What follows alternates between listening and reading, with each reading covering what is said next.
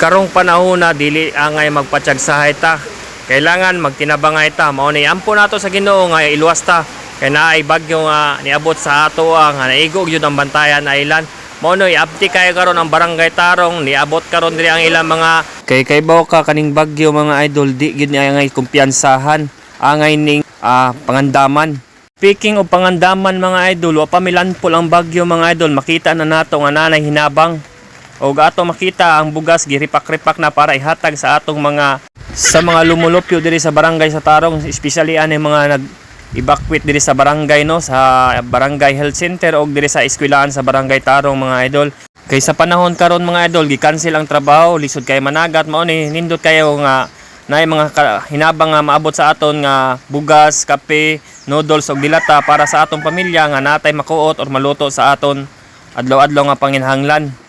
Mas maayo mga idol mo evacuate na lang jud ta samot na natay mga batang gagmay, iguwang, senior citizen nga angay natong tabangan kay ang Barangay Health Center mga idol or eskwelahan safety kayo para sa ingani na mga sitwasyon or calamity na ibagyo. Kay kung mustil lang ka sa balay mga idol nya dapning ka sa dagat, mabalaka jud ka, dili ka makatuog tungod kay nagunauna ka unsay matabo sa imong pamilya.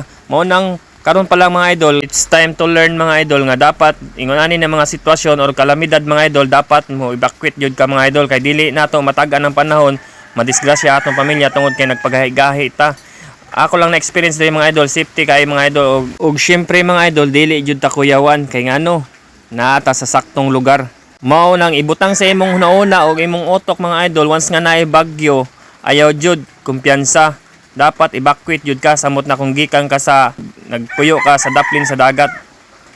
Isip usa ka content creator diri sa Madre Dios no, akong tagaan pagtagad ang atong mga kaigsuonan nga nag-evacuate no. Daghang kay salamat sa inyong mga participation nga ni-evacuate mo diri dapita no. Gatong mga staff diri sa Barangay Tarong, daghang kay salamat sa mga tanod sa Barangay Captain o sa tanan ni tabang diri sa atong evacuation center. Daghang kay salamat o God bless everyone and keep safe.